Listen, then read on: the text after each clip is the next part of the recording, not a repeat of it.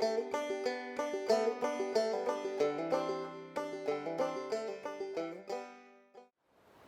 I'm Sequoiah with Project Tree Collard in Grass Valley, California, and I'm here doing a project today and thought I'd bring you along with the journey.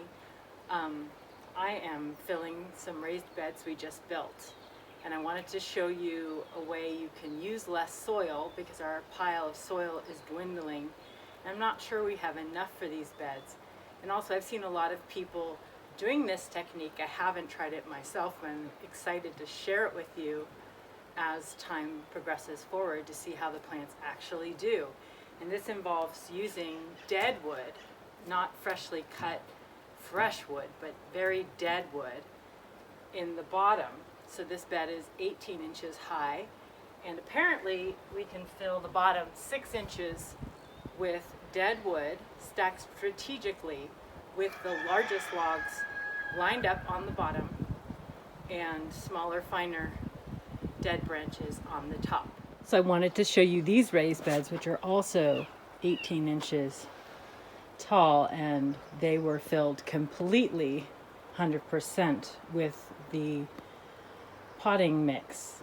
And that's very expensive. I believe each bed is roughly 4 by 12 and uses something like 4.2 cubic yards each. So that's already over 8 cubic yards of soil.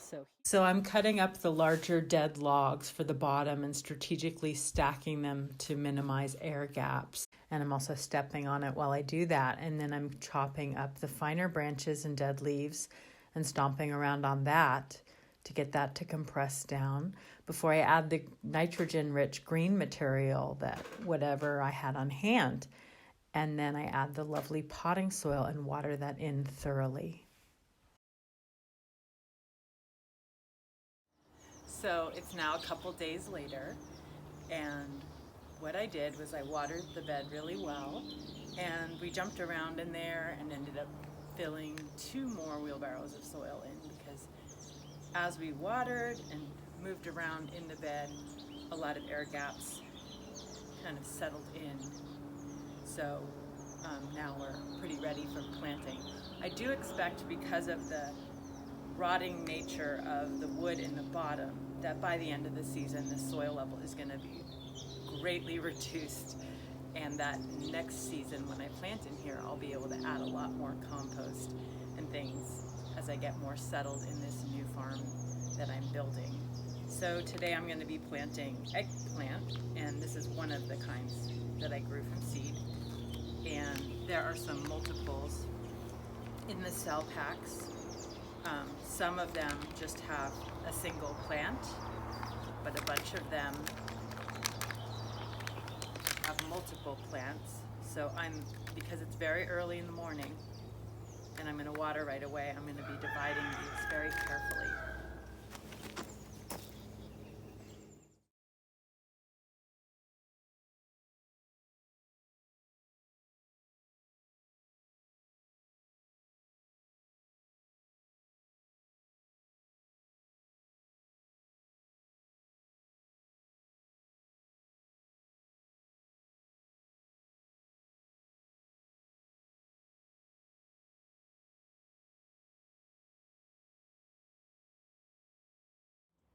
Hi, so this is exactly 2 months after filming the very beginning of the video. And I wanted to follow up. We've been harvesting and eating eggplant, which is just so exciting since I've never been in a climate warm enough to grow it. We still need to do the top cap, like this, bed.